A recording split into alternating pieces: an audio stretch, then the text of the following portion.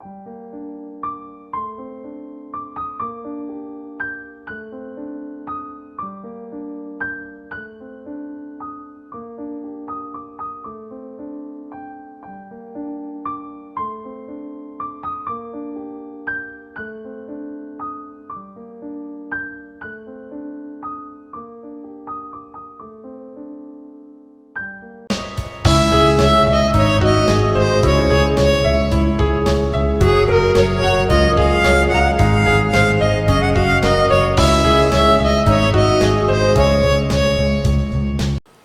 Friends, welcome to Harish academy. ఈరోజు వార్తలు నిలిచిన జాతీయ, అంతర్జాతీయ, రాష్ట్రీయ అంశాల గురించి, వార్తలు నిలిచిన వ్యక్తులు, అవార్డులు, పుస్తకాలు, మరి క్రీడా సంబంధిత సమాచారం, ఒక్కొక్క అంశాన్ని వివరంగా తెలుసుకుందాం.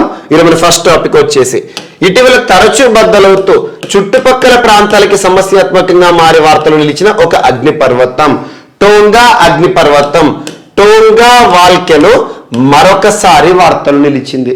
సో గడిచిన జనవరి మాసంలో ఒక తీవ్ర విపత్తును సృష్టించి వార్తలు నిలిచింది టోంగా వాల్కెనో. టోంగా వాల్కెనో యొక్క పూర్తి పేరేంటి? టోంగా హా అపై. ఇటీవల తరచూ బద్దలవుతూ వార్తలు నిలిచిన ఒక అగ్నిపర్వతం టోంగా వాల్కెనో. పూర్తి పేరేంటి? టోంగా హా అపై వాల్కెనో. ఎక్కడ ఉంది? వరల్డ్ మ్యాప్ ని గనక మనం అబ్జర్వ్ చేస్తే ఏ ప్రాంతంలో కనిపిస్తుంది అంటే సదర్న్ పసిఫిక్ ఓషన్ ప్రాంతంలో కనబడుతుంది. సో దక్షిణ పసిఫిక్ మహాసముద్ర ప్రాంతంలోని ఒక యాక్టివ్ వాల్కెనో టోంగా వాల్కెనో. ఇక్కడ టోంగా పేరు వినగానే మనకు ఒక కంట్రీ గుర్తుకు రావాలి, రిపబ్లిక్ ఆఫ్ టోంగా. ఆ దేశానికి సంబంధించి ఆనుకుని ఉన్న ఒక ప్రాంతం, సముద్ర ప్రాంతంలో ఇటీవల బద్దలవుతూ వార్తలు ఇచ్చింది. తీవ్ర విపత్తుగా ప్రపంచ దేశాలను వణికించింది. అలాంటి ఒక అగ్నిపర్వతం బద్దలవడం కారణంగా, ఈ టోంగా వాల్కెనో ఎరప్షన్ కారణంగా ఒక దేశం ఎన్వైరన్మెంటల్ ఎమర్జెన్సీని కూడా విధించింది గడిచిన జనవరి మాసంలో. మనకు ఇటీవల కాలంలో టోంగా వాల్కెనో ఎరప్షన్ కారణంగా ఏ దేశం ఎన్వైరన్మెంటల్ ఎమర్జెన్సీ, పర్యావరణ అత్యయిక పరిస్థితి, పర్యావరణ అత్యవసర పరిస్థితిని విధించి వార్తలు ఇచ్చిందంటే పెరు అనే ఒక దేశం. పెరు దేశం ఏ ఖండంలో ఉంది? దక్షిణ అమెరికా ఖండంలోని ఒక దేశం, కోస్టల్ నేషన్, అంటే కోస్ట్ ఉన్న దేశం అన్నట్టు. సో పెరు దేశం, ఆ ప్రభుత్వము ఎన్వైరన్మెంటల్ ఎమర్జెన్సీని విధించడానికి కారణం ఈ టోంగా వాల్కెనో ఎరప్షన్. కారణం ఏంటంటే ఇక్కడ టోంగా వాల్కెనో బద్దలవడం కారణంగా, ఈ వాల్కెనో ఎరప్షన్ కారణంగా ఫ్రీక్ వేవ్స్ అనేవి జనరేట్ అయ్యాయి. ఆ ఫ్రీక్ వేవ్స్ ఈ కోస్ట్ కి తాకడం జరిగింది. పెరు కోస్ట్ ని తాకింది. అక్కడ ఆయిల్ స్పిల్లింగ్, చాలా ప్రమాదాలు జరిగాయి, ఆయిల్ ప్రమాదం జరిగింది. అటువంటి పరిస్థితులను ట్యాకిల్ చేయడానికి ఎన్వైరన్మెంటల్ ఎమర్జెన్సీని విధించింది పెరు ప్రభుత్వం. అలాంటిది ఈ టోంగా వాల్కెనో కారణంగా అమెరికా కానివ్వండి, జపాన్ కానివ్వండి, చాలా దేశాలు సునామీ హెచ్చరికలను కూడా జారీ చేయడం జరిగింది. అంతటి తీవ్ర విపత్తుగా వార్తలు నిలిచిన టోంగా వాల్కెనో గురించి మనం జనవరి మాసంలో డిస్కస్ చేసాం. మరి ఈ రోజు మరొకసారి ఎందుకు వార్తలు ఇచ్చింది అంటే, ఈ 21వ శతాబ్దంలో, ఇన్ దిస్ 21st century, 21వ శతాబ్దంలో అతిపెద్ద అగ్నిపర్వత ప్రమాదం ఏది అంటే, అతిపెద్ద అగ్నిపర్వత, the biggest disaster because of volcano eruption గా టోంగా వాల్కెనో ఎరప్షన్ వార్తలు ఇచ్చింది. అంటే టోంగా అగ్నిపర్వతం బద్దలవడం అనేది ఈ 21వ సెంచరీలో, 21వ శతాబ్దంలో, 21st centuryలో ఏ అగ్నిపర్వతమైన బద్దలవడం చూస్తానే ఉన్నాం. మనం చాలాసార్లు అగ్నిపర్వతాల గురించి డిస్కస్ చేస్తున్నాం. కానీ అగ్నిపర్వతాలు బద్దలవడాన్ని కనుక మనం గమనిస్తే అన్నిటికంటే అతిపెద్ద ప్రమాదంగా, బిగ్గెస్ట్ వాల్కెనో ఎరప్షన్ గా టోంగా వాల్కెనో వార్తలు ఇచ్చింది. దీనికి సంబంధించి శాస్త్రవేత్తలు ప్రత్యేకమైన ఒక ప్రకటన చేశారు, దీనిపైన అధ్యయనం చేశారు. దీనికి సంబంధించి వోల్కానిక్ ఎక్స్ప్లోజివిటీ ఇండెక్స్, వోల్కానిక్ అంటే అగ్నిపర్వతం, వాల్కానిక్ ఎక్స్ప్లోజివిటీ ఇండెక్స్. వాల్కానిక్ ఎక్స్ప్లోజివిటీ ఇండెక్స్ అంటే ఎక్స్ప్లోజివ్ అంటే పేలుడు అన్నట్టు, వోల్కానిక్ అంటే అగ్నిపర్వతం, ఇండెక్స్ అంటే సూచి. వాల్కానిక్ ఎక్స్ప్లోజివిటీ ఇండెక్స్ లో 6 బ్లాస్ట్ రేట్ గా నమోదైందట. బ్లాస్ట్ రేట్ అంటే బద్దలైన రేట్ అన్నట్టు. 6 బ్లాస్ట్ రేట్ తో, అంటే వాల్కానిక్ ఎక్స్ప్లోజివిటీ ఇండెక్స్ లో 6 బ్లాస్ట్ రేట్ కనుక ఉందనుకోండి, అంతటి తీవ్రమైన అగ్ని పర్వతాలు బద్దలవడం అనేది ప్రతి 100 నుండి 200 సంవత్సరాల్లో మాత్రమే చూస్తామంట. అలాంటిది ఈ శతాబ్దంలోనే అతిపెద్ద అగ్నిపర్వతం బద్దలవడం అనేది టోంగా వాల్కెనోని చూడడం జరిగిందంట. మనం గడిచిన జనవరి మాసంలో డిస్కస్ చేసాం. ఈ రోజు మరొకసారి వార్తలు వచ్చింది. అండ్ ఇక్కడ వాల్కానిక్ ఎక్స్ప్లోజివిటీ ఇండెక్స్ అనేది గనక 8 ఉంది అనుకోండి, బ్లాస్ట్ రేట్ ని అప్ టు 1 నుండి 10 వరకు కొలుస్తారు అన్నట్టు.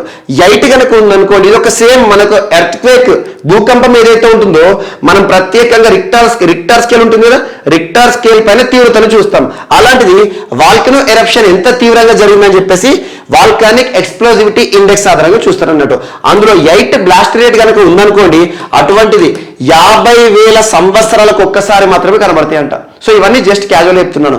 ఇక్కడ మాత్రం మనం గుర్తుంచుకోవాల్సింది ఏంటంటే, ఇటీవల తరచూ బద్దలవుతూ చుట్టుపక్కల ప్రాంతాలకు సమస్యాత్మకంగా వారి వర్తలించిన టోంగా అగ్నిపర్వతం లేదా హుంగా అపై అగ్నిపర్వతం, దాని ఎందుకు మరొకసారి వార్తలు ఇచ్చిందంటే వాల్కానిక్ ఎక్స్ప్లోజివిటీ ఇండెక్స్ ని శాస్త్రవేత్తలు ఎంత చెప్పారంటే 6 అంట. Blast rate is 6. అంటే ఈ 21వ శతాబ్దంలో అతిపెద్ద అగ్నిపర్వత ప్రమాదంగా మనకి టోంగా వాల్కెనో ప్రత్యేకంగా వార్తలు ఇచ్చింది. మీకు తరచూ చెప్తున్నాను, వార్తలు నిలిచిన అగ్నిపర్వతాల గురించి ప్రత్యేక శ్రద్ధ చూపండి. రానున్న పోటీ పరీక్షలో ఖచ్చితంగా ఏదో ఒక ప్రశ్న మనం చూసే అవకాశం ఉందని. సో టోంగా వాల్కెనో గురించి రానున్న పోటీ పరీక్షలో ఖచ్చితంగా ఒక ప్రశ్న మనం చూసే అవకాశం ఉంటుంది. అండ్ ఇటీవల ఇలాంటి అగ్నిపర్వతాలు కొన్ని చాలా వార్తలు ఇచ్చాయి. అందులో కంబర్ వీజా వాల్కెనో ఇటీవల తరచూ బద్దలవుతూ ఆల్మోస్ట్ కంటిన్యూస్ ఒక 100 రోజులు బద్దలైంది. కంబర్ వీజా వాల్కెనో లేదా లా పామా వాల్కెనో అంటాం. లా పామా వాల్కెనో లేదా కంబర్ వీజా వాల్కెనో ఇటీవల తరచూ బద్దలవుతూ చుట్టుపక్కల ప్రాంతాలకు సమస్యాత్మకంగా మారి వార్తలు ఇచ్చిన కంబర్ వీజా వాల్కెనో ఎక్కడ ఉందంటే స్పెయిన్ దేశానికి సంబంధించింది. స్పెయిన్ లోని కెనరీ ఐలాండ్ గ్రూప్స్ ఉంటాయి. కెనరీ అనే ఒక ఐలాండ్ గ్రూప్ అంటే దీవుల సముదాయం అన్నట్టు, ఆర్చిపెలాగ్ అంటాం.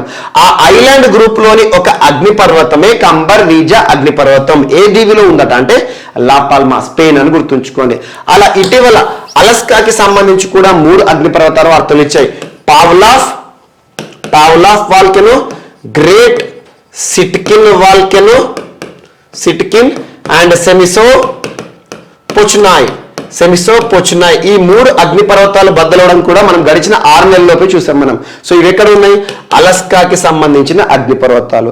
అండ్ ఇటీవల మనకు మౌంట్ నీరాగాంగో వార్తలు నిలిచింది. మౌంట్ నీరాగాంగో యాక్టివ్ వాల్కెనో ఇటీవల తరచూ బద్దలవుతూ చుట్టుపక్కల ప్రాంతాలకు సమస్యాత్మకంగా మారి వార్తలు ఇచ్చిన మౌంట్ నీరాగాంగో వాల్కెనో ఎక్కడ ఉందంటే democratic republic of Congo. And దీంతో పాటు ఫాగ్రడాల్స్ అగ్నిపర్వతం ఇటీవల వార్తలు ఇచ్చింది. ఫాగ్రడాల్స్ అగ్నిపర్వతం ఎక్కడ ఉందంటే ఐస్లాండ్ కి సంబంధించింది. అండ్ ఇటీవల తాల్ వాల్కెనో వార్తలు ఇచ్చింది. ఎక్కడ ఉంది? ఫిలిప్పీన్స్ లో ఉంది. సో ఫిలిప్పీన్స్ సంబంధించి యాక్టివ్ వాల్కెనో. అండ్ ఇటీవల కిలావియా వాల్కెనో ఇటీవల తరచూ బద్దలవుతూ వార్తలు ఇచ్చింది. ఎక్కడ ఉందంటే హవాయియన్ గ్రూప్ ఆఫ్ ఐలాండ్స్ లో ఉంది. అండ్ ఇటీవల ఎక్కువగా ఏ దేశం అగ్నిపర్వతాలు బద్దలవడం ద్వారా ఈ విపత్తుకు సంబంధించి వార్తలు నిలుస్తుంది అంటే ఇండోనేషియా. సో ఇండోనేషియాలో ఇటీవల మౌంట్ సినబంగ్ కానివ్వండి, మౌంట్ మెరాపి కానివ్వండి అండ్ మౌంట్ ఇలి లెవెటలాక్ ఇలాంటి అగ్నిపర్వతాల గురించి తరచూ ఇండోనేషియా వార్తలు నిలిచింది. అండ్ ఇటీవల కాలంలో మౌంట్ ఎట్నా అగ్నిపర్వతం ఎక్కడ ఉంది? ఇటలీకి సంబంధించి. ఇవి కొన్ని అగ్నిపర్వతాల గురించి మాత్రమే ఇక్కడ మీకు లిస్ట్ అవుట్ చేశాను.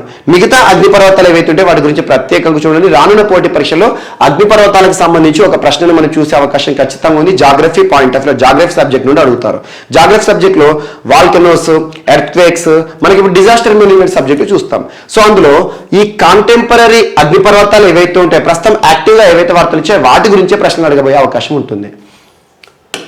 అండ్ నెక్స్ట్ ఈరోజు మరొక అంశం, ప్రపంచంలోనే అతిపెద్ద వరల్డ్స్ బిగ్గెస్ట్ అనే అంశంతో తెలంగాణ రాష్ట్రం ప్రత్యేకంగా వార్తలు ఇచ్చింది. సో తెలంగాణ రాష్ట్రంలో ప్రపంచంలోనే అతిపెద్ద three wheeler electric vehicle making plant లేదా మ్యానుఫ్యాక్చరింగ్ ప్లాంట్ ని ఏర్పాటు చేయబోతున్న ఒక సంస్థ పేరు ఏంటంటే డాలిటీ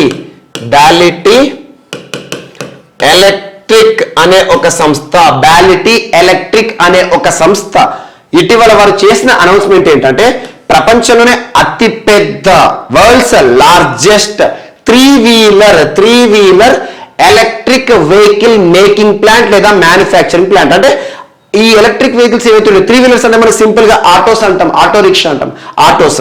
సో ఆటోస్ ని తయారు చేయడం అన్నట్టు. సో ఈ త్రీ వీలర్స్ ని తయారు చేసే అతిపెద్ద సంస్థ అంట, అతిపెద్ద మేకింగ్ ప్లాంట్ అట. ఎక్కడ ఏర్పాటు చేస్తారంట? సో బ్యాలిటీ ఎలక్ట్రిక్ అనే సంస్థ తెలంగాణ రాష్ట్రంలో ఏర్పాటు చేస్తారట.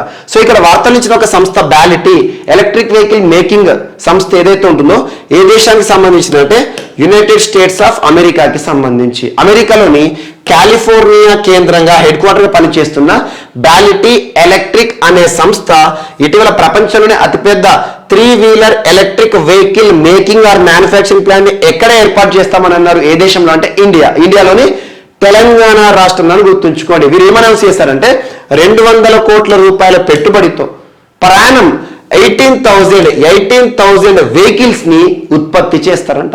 అలా ప్రపంచంలోనే అతిపెద్ద three wheeler electric vehicle manufacturing or making plant గా తెలంగాణ రాష్ట్రం ప్రత్యేక వార్తలు ఇచ్చి మీరు గుర్తుంచుకోవాల్సింది బ్యాలిటీ ఎలక్ట్రిక్ అనే ఒక సంస్థ పేరు గుర్తుంచుకోండి సరిపోతుంది.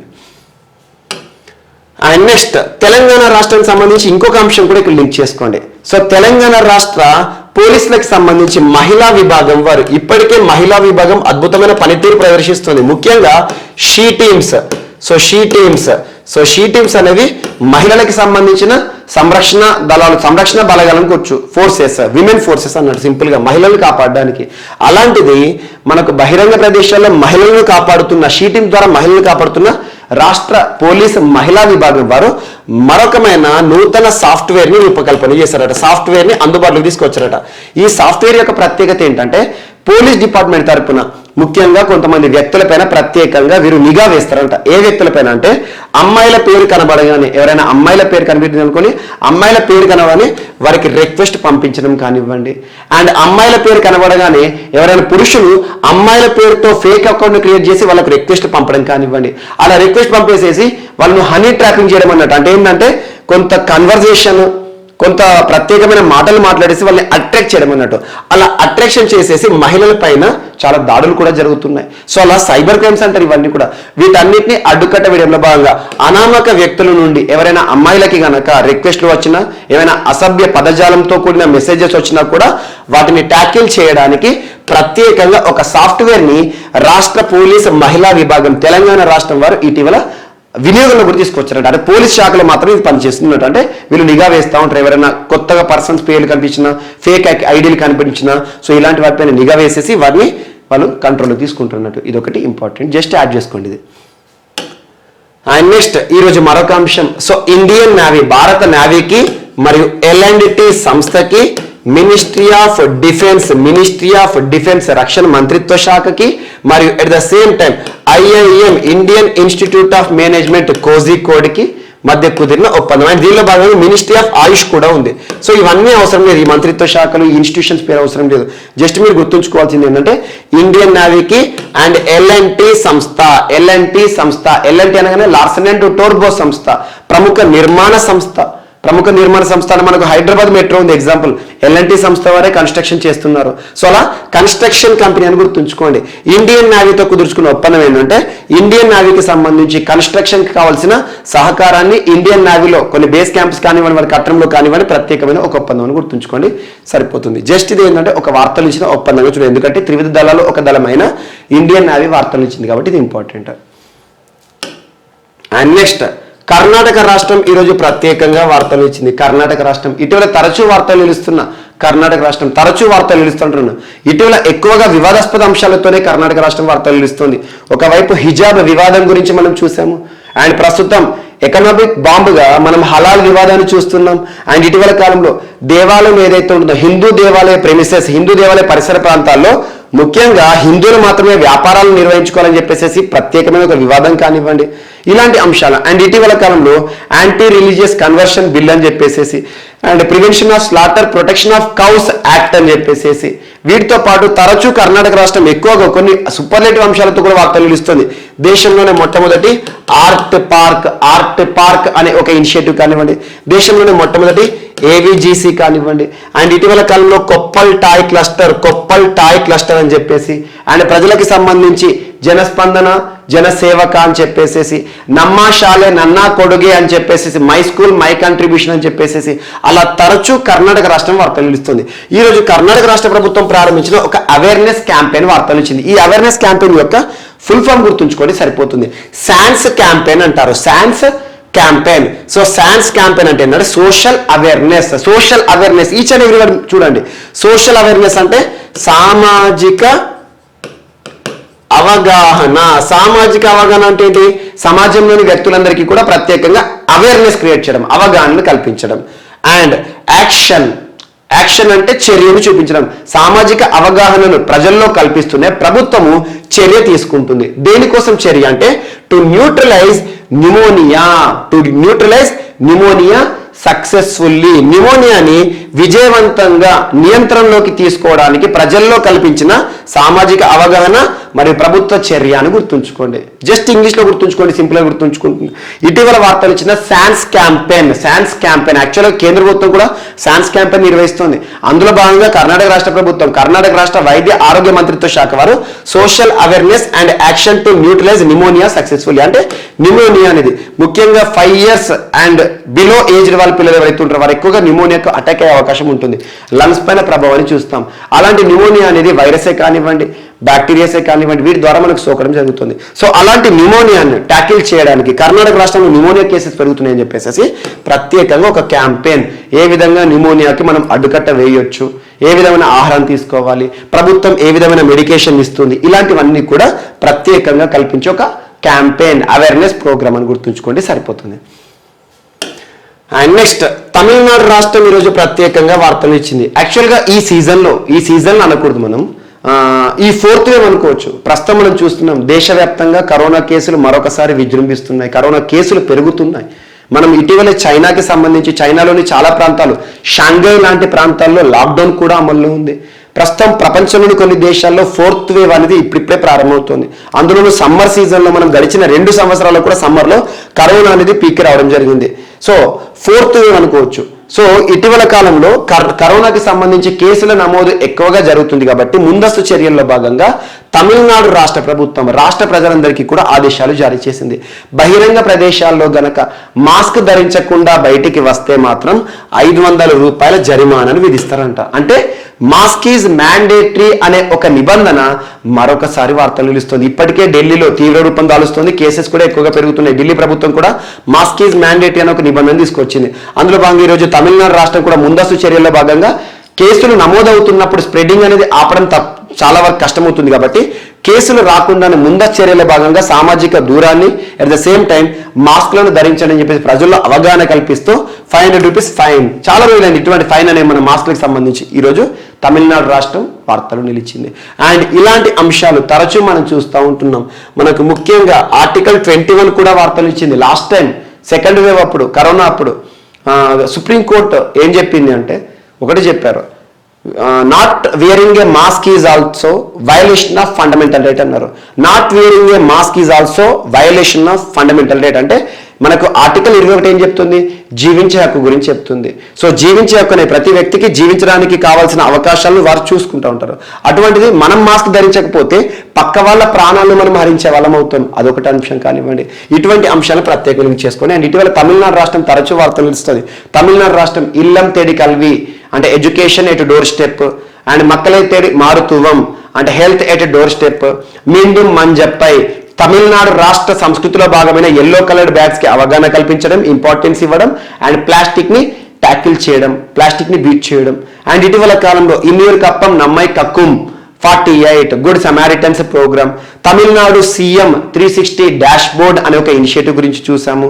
అండ్ వీటితో పాటు ఇటీవల కాలంలో తమిళనాడు రాష్ట్రానికి సంబంధించి ఎకనామిక్ అడ్వైజరీ కౌన్సిల్ ప్రత్యేకంగా వార్తలు ఇచ్చింది. అండ్ తమిళనాడు రాష్ట్రానికి సంబంధించి జిఏ ట్యాక్స్ కూడా తరచూ వార్తలు నిలుస్తున్నాయి. మనకు జిఏ ట్యాగ్ విషయానికి వస్తే నర్సింగపట్టే నాదస్వరం అని చెప్పేసి, అంతకుముందు రామేశ్వరం లవంగాలు అని చెప్పేసి ఇవి ప్రత్యేకంగా వార్తలు నిలుస్తున్నాయి. అండ్ దీంతో పాటు తమిళనాడు రాష్ట్రానికి సంబంధించి ఇటీవల కాలంలో సామాజిక అంశాలుగా నాన్ బ్రాహ్మిన్స్ అంటే బ్రాహ్మణేతరులు మరియు ఫీమేల్ ఎవరైతే ఉంటారో వారికి కూడా దేవాలయాల్లో పూజారులుగా అవకాశం కల్పించిన రాష్ట్రంగా తమిళనాడు రాష్ట్రం వార్తలు ఇచ్చింది. ఇలాంటి అంశాలను ప్రత్యేకంగా లింక్ చేసుకోండి. దీంతో పాటు దేశంలోనే మొట్టమొదటి అనే అంశంతో ఇటీవల కాలంలో Pak straight Gulf of Mannar ప్రాంతంలో దేశంలోనే మొట్టమొదటి డుగాంగ్ కన్జర్వేషన్ రిజర్వ్, డుగాంగ్ సీకవ్ అంటాం, దాని కన్జర్వేషన్ కోసం ప్రత్యేకమైన ఒక సంరక్షణ వార్తలు ఇచ్చింది. అండ్ ఇటీవల కాలంలో మెరైన్ ఎలైట్ టాస్క్ ఫోర్స్ ని ప్రారంభిస్తూ తమిళనాడు రాష్ట్రం వార్తలు ఇచ్చింది. వీటితో పాటు మిస్లేనియస్ అంశాలన్నింటినీ కూడా ప్రత్యేకంగా లింక్ చేసుకోండి. Example article 42 right to SIT అనే అంశం, వీటన్నిటిని కూడా మనం ప్రత్యేకంగా చూస్తాం. అండ్ నెక్స్ట్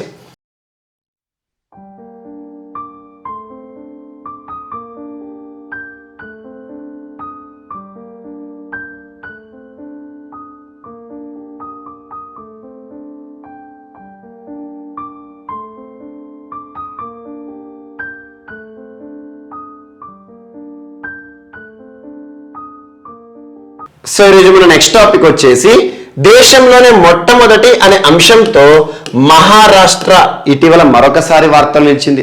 మహారాష్ట్ర దేశంలోనే మొట్టమొదటి, ఇండియాస్ ఫస్ట్ అనే టాపిక్ తో ఈరోజు వార్తలు ఇచ్చింది. మహారాష్ట్రలోని ముంబై సిటీ, ముంబై పట్టణం ప్రత్యేకంగా దేశంలోనే మొట్టమొదటిసారి డిజిటల్ బస్సు సర్వీసులు అనే అంశంతో వార్తలు ఇచ్చింది. డిజిటల్ బస్సు సర్వీస్, దేశంలోనే మొట్టమొదటిసారి డిజిటల్ బస్సు సర్వీసులను ఇటీవల ఎక్కడ ప్రారంభించడం జరిగిందంటే ముంబైలోని గేట్వే ఆఫ్ ఇండియాని మరియు మరొక ప్రాంతాన్ని కలిపే రహదారి ఏదైతే ఉందో ఆ ప్రాంతాన్ని కలిపే రహదారి ఏంటంటే మనకు church gate. So gateway of ఇండియాని చర్చ్ గేట్ ని కలిపే రహదారి ఏదైతే ఉంటుందో ఆ రహదారి లేదా ఆ మార్గాన బస్సులు దేశంలోనే మొట్టమొదటిసారి డిజిటల్ బస్సు సర్వీసులను మహారాష్ట్రకి సంబంధించిన ప్రస్తుత రాష్ట్ర మంత్రి ఎన్వైరన్మెంట్ మినిస్టర్ ఆదిత్య ఠాక్రే గారు ఇటీవల ప్రారంభించారు. డిజిటల్ బస్సు సర్వీసులు అంటే ఏం లేదు, టోటల్ గా మనం కామన్ గా బస్సు ఎక్కామనుకోండి, ఆర్టీసీ ఎక్కామనుకోండి, ఆర్టీసీ బస్సులు ఏ విధంగా ఉంటుంది, ఎక్కగానే మనం ఏదైతే డబ్బులు వాళ్ళకి ఇస్తామో ఆటోమేటిక్ గా వాళ్ళు మనకు కావాల్సిన టికెట్ ని ఫిజికల్ రూపంలో ఇస్తారు.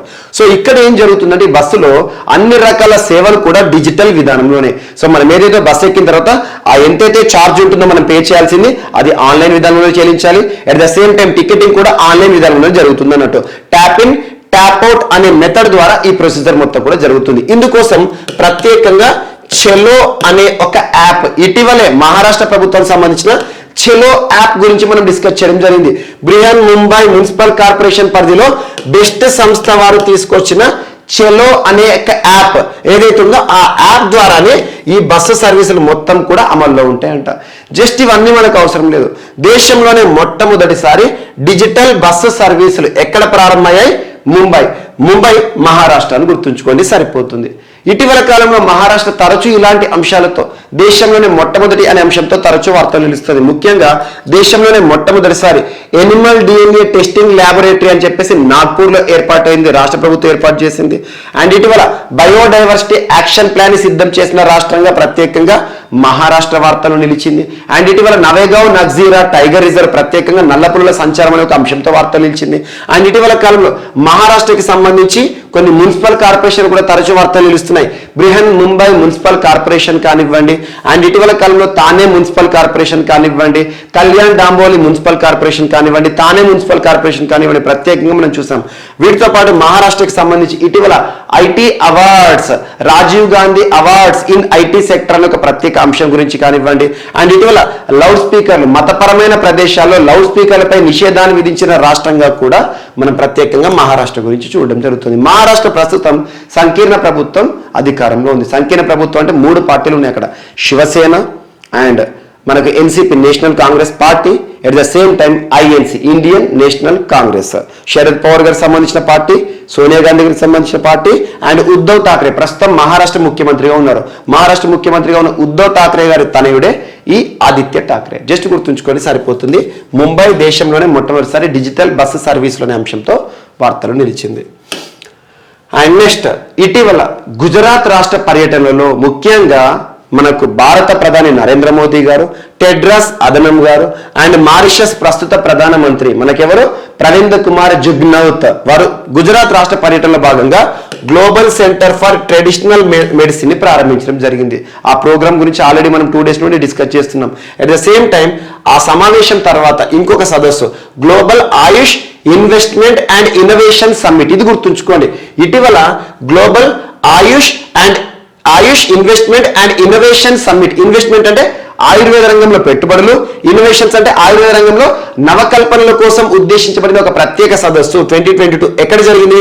గుజరాత్ రాష్ట్రంలోని గాంధీనగర్ లో జరిగింది. So invest in Ayush for Vibrant and healing అని గుర్తుంచుకోండి.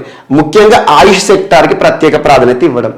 నరేంద్ర మోదీ గారు ఈ సమ్మిట్ లో చేసిన ప్రసంగం ఏంటంటే అతి త్వరలో భారతదేశంలో ఆయుష్ బ్రాండ్ ని కూడా ప్రారంభిస్తారట. ఆయుష్ బ్రాండ్.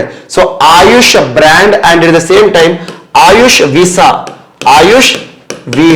ఆయుష్ బ్రాండ్ భారతదేశానికి సంబంధించిన ఆయుర్వేద ఉత్పత్తులు ఏవైతే ఉంటాయో వాటన్నిటిని కూడా ఒక బ్రాండ్ ఆధారంగా ఒక బ్రాండ్ క్రియేట్ చేసేసి అంతర్జాతీయ మార్కెట్లోకి ఎగుమతి చేస్తారంట.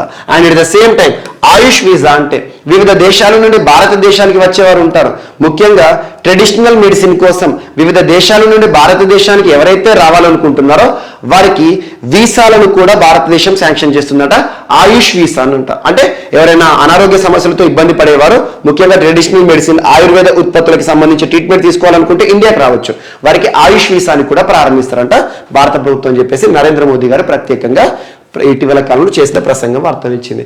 అండ్ ఆయుష్ ప్రస్తుతం మన భారతదేశంలో 2014లో నరేంద్ర మోదీ గారు ప్రభుత్వాన్ని ఏర్పాటు చేసిన తర్వాత బీజేపీ ప్రభుత్వం వచ్చిన తర్వాత ఆయుష్కి చాలా ఇంపార్టెన్స్ అనేది రావడం జరుగుతుంది. అదొకటి గమనించండి.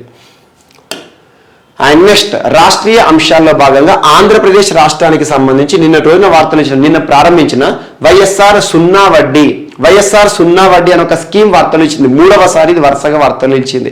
సో ఇది ఓల్డ్ ప్రోగ్రామే. ఈ సంవత్సరానికి సంబంధించి ఈ విడతకు సంబంధించి నిధులను విడుదల చేయడం జరిగింది రాష్ట్ర ప్రభుత్వం.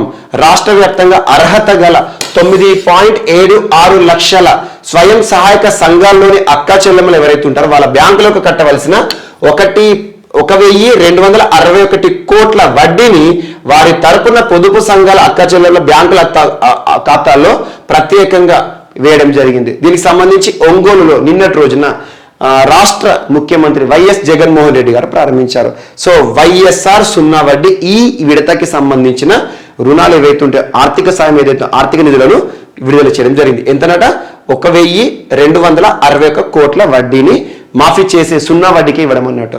And at the same time బ్యాంకుల నుండి రుణాలు తీసుకొని సకాలంలో చెల్లించిన పొదుపు సంఘాల్లోని పేదింటి అక్క చెల్లెమ్మలు ఎవరైతే ఉంటారో వారి మీద వడ్డీ భారం పడకుండా అక్క చెల్లెమ్మల తరపున వడ్డీ భారాన్ని చిరునవ్వుతో స్వీకరించి వైఎస్ఆర్ సున్నా వడ్డీ కింద నేరుగా పొదుపు సంఘాల బ్యాంకు ఖాతాల్లో జమ చేస్తుంది జగన్ ప్రభుత్వం.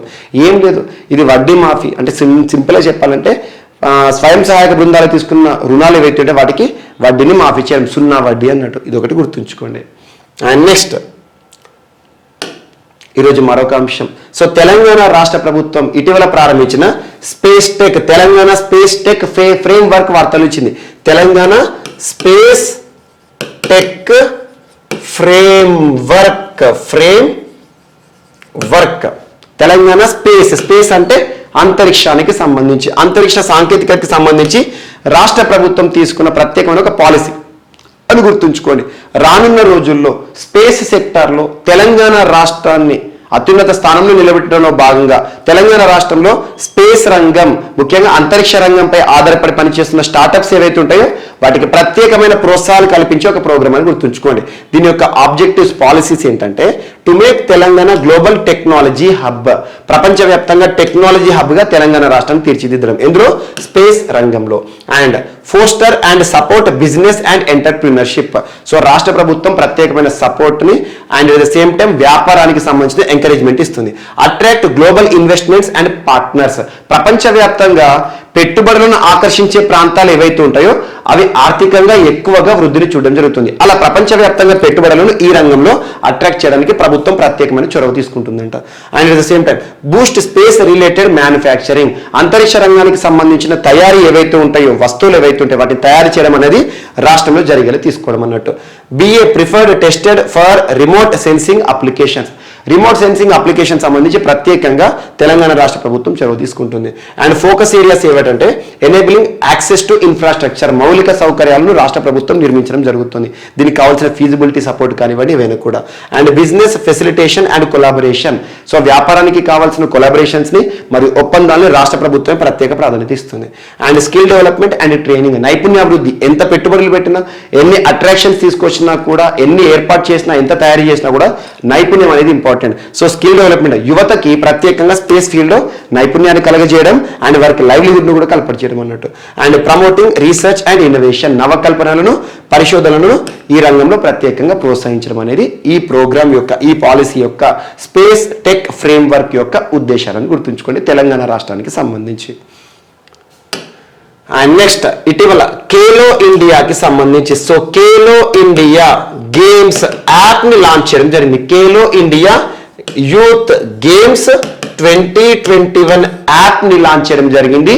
కేంద్ర క్రీడలు యువజన వ్యవహారాల శాఖ మంత్రిగా ప్రస్తుతం ఉన్న అనురాగ్ ఠాకూర్ గారు యాక్చువల్గా ఈ యాప్ సర్వీసెస్ ఏవైతే ఉంటాయో డైరెక్ట్గా లైవ్ స్ట్రీమింగ్ కానివ్వండి, ఖేలో ఇండియాకి సంబంధించి ప్రత్యేకమైన సమాచారాన్ని కానీ ఉద్దేశించేసేసి లాంచ్ చేయడం జరిగింది.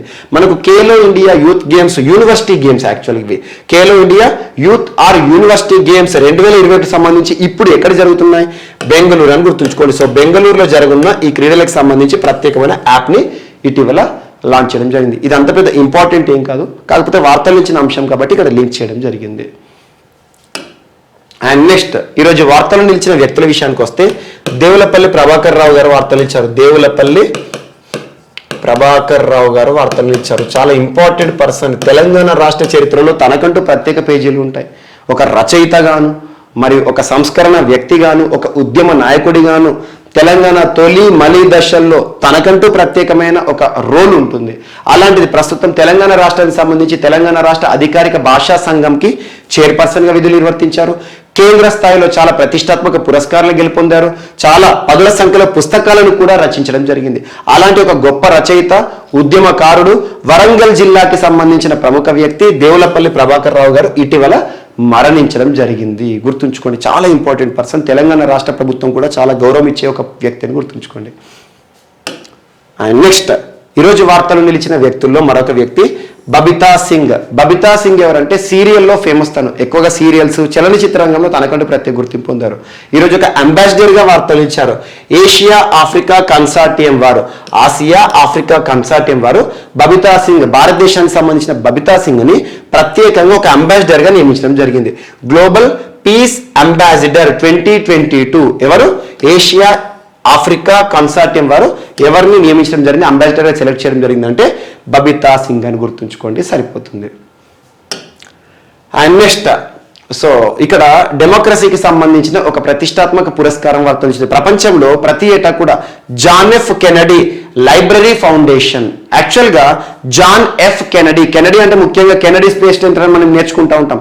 అమెరికాకి సంబంధించిన ఒక ప్రతిష్టాత్మక పురస్కారము ఇచ్చే సంస్థ John F Kennedy library foundation సంస్థ ఈ 2022 సంవత్సరానికి సంబంధించి defending democracy at home and abroad పురస్కారాలను విడుదల చేసింది.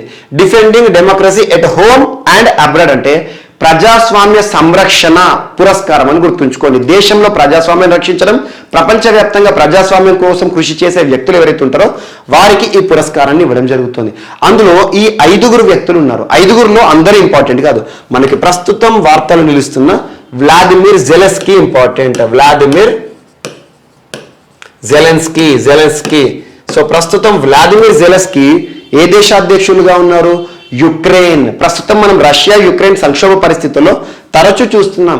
వ్లాదిమిర్ జెలెన్స్కీ యుక్రెయిన్కి సంబంధించిన ఒక వ్యక్తి అని, అధ్యక్షుడని, అండ్ రష్యాకి సంబంధించి పుతిన్ గారు. సో వీళ్ళ పేర్లు గుర్తుంచుకోండి. సో వ్లాదిమిర్ జెలెన్స్కీ ప్రస్తుతం యుక్రెయిన్లో రష్యా ఎంతటి దండయాత్ర చేసినా కూడా అక్కడ ప్రజలను మమేకం చేస్తూ ప్రజలందరినీ కూడా ఏకతాటిపైకి తీసుకువచ్చి దేశంలో సంరక్షణ చర్యలు తీసుకోవడం కానివ్వండి, ప్రజాస్వామ్యాన్ని సంరక్షించడంలో తనంటూ ప్రత్యేకమైన కృషి చేస్తున్నారని చెప్పేసి ఈ సంవత్సరం 2022 ప్రొఫైల్కి సంబంధించి ముఖ్యంగా defending democracy at home and abroad పురస్కారం అని గుర్తుంచుకోండి. అంటే ప్రజాస్వామ్య సంరక్షణ పురస్కార గ్రహీతగా జెలెన్స్కీ గారు కూడా వార్తలు ఇచ్చారు.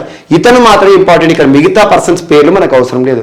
ఈ పురస్కారాన్ని ఎవరు ప్రదానం చేయడం జరుగుతుందంటే John F Kennedy library foundation అని గుర్తుంచుకోండి, సరిపోతుంది. సో ఇవి మనకి ఈరోజు వార్తలు నిలిచిన అంశాలు. ఒకసారి ర్యాపిడ్గా కనుక మనం చూస్తే టోంగా వాల్కెనో, హుంగా హా అపై వాల్కెనో మనకు రిపబ్లిక్ ఆఫ్ టోంగాకి సంబంధించి సౌత్ పసిఫిక్ ఓషన్లోని ఒక అగ్నిపర్వతం, 21వ శతాబ్దంలో అత్యంత ప్రమాదకర అగ్నిపర్వతం అని చెప్పేసి శాస్త్రవేత్తలు డిక్లేర్ చేశారు. అండ్ నెక్స్ట్ బాలిటీ ఎలక్ట్రిక్ సంస్థ వారు తెలంగాణలో ప్రపంచంలోనే అతిపెద్ద 3-వీలర్ ఎలక్ట్రిక్ వెహికల్ మ్యానుఫ్యాక్చరింగ్ ప్లాంట్ ని నిర్మించబోతున్నారు. అండ్ నెక్స్ట్ తెలంగాణ రాష్ట్రంలో మహిళా సంరక్షణే ధ్యేయంగా రాష్ట్ర మహిళా విభాగం, పోలీస్ విభాగం వారు ప్రత్యేక సాఫ్ట్వేర్తో ముఖ్యంగా మహిళలపైన ఆన్లైన్ విధంగా చేసే ఆకృత్యాలు ఏవైతుంటే వాటిని అడ్డుకట్ట వేసే ప్రయత్నం చేస్తున్నారు. అండ్ నెక్స్ట్ వార్తలు నిలిచిన ఒక ఒప్పందం Indian Navy and Larsen and టోర్బో సంస్థకి మధ్య కుదిరిన ఒప్పందం. Social awareness and action to neutralise pneumonia successfully, SAANS అనే ఒక క్యాంపెయిన్ తో మనకు కర్ణాటక రాష్ట్రం వార్తలు నిలిచింది. అండ్ నెక్స్ట్ కరోనా తీవ్ర రూపం దాలుస్తుంది, 4th వేవ్ ని దృష్టిలో ఉంచుకొని తమిళనాడు రాష్ట్ర ప్రభుత్వం తీసుకుంటున్న సంరక్షణ చర్యలు. అండ్ నెక్స్ట్ దేశంలోని మొట్టమొదటి డిజిటల్ బస్సు సర్వీసులకు సంబంధించి మహారాష్ట్ర వార్తలు ఇచ్చింది Mumbai. And next global Ayush investment and innovation summit ఎక్కడ జరిగింది? గుజరాత్, గాంధీనగర్. సో అక్కడ మనకు ఆయుష్ కి సంబంధించి ప్రత్యేక ప్రాధాన్యత భారత ప్రభుత్వం ఇవ్వబోతుందని చెప్పేసి ఒక ప్రత్యేకమైన స్టేట్మెంట్ చేశారు నరేంద్ర మోదీ గారు. అండ్ నెక్స్ట్ వైఎస్ఆర్ సున్నా వడ్డీకి సంబంధించిన నిధులను, ఈ విడతకి సంబంధించిన నిధులను నిన్నటి రోజున ఒంగోలులో విడుదల చేశారు రాష్ట్ర ముఖ్యమంత్రి వైఎస్ జగన్ మోహన్ రెడ్డి గారు. And Telangana space tech frame work, ఈ ఆబ్జెక్ట్స్ ని మనం డిస్కస్ చేయడం జరిగింది. ముఖ్యంగా స్పేస్ అంతరిక్ష రంగంలో తెలంగాణని ఒక అత్యున్నత పొజిషన్లో ఉంచడమే ధ్యేయంగా. And next Khelo India university games 2022లో జరుగుతున్నాయి. బెంగళూరుకి సంబంధించి ఒక ప్రత్యేక యాప్ ఆవిష్కరణ. అండ్ దేవులపల్లి ప్రభాకర్ రావు గారు తెలంగాణ రాష్ట్ర చరిత్రలో తనకంటూ ప్రత్యేక గుర్తింపు పొందిన ప్రముఖ రచయిత, ఉద్యమకారుడు, తెలంగాణ రాష్ట్ర అధికారిక భాషా సంఘం యొక్క చైర్పర్సన్ మరణిస్తూ వార్తలు ఇచ్చారు. And next Babita Singh Asia Africa consortium global peace ambassador 2022గా వార్తలు ఇచ్చారు. And Vladimir Zelensky John F Kennedy foundation వారు ఇచ్చే ప్రతిష్టాత్మక పురస్కారం defending democracy at home and abroad పురస్కార గ్రహీతగా ప్రత్యేకంగా వార్తలు ఇచ్చారు. సో ఇవి ఈరోజు వార్తలు నిలిచిన అంశాలు. మిస్లేనియస్ అంశాలు ఏమైనా మిగిలిపోతే మాత్రం రేపటి క్లాస్లో యాడ్ చేసుకుని నేర్చుకుందాం. రేపు కలుద్దాం. Thank you.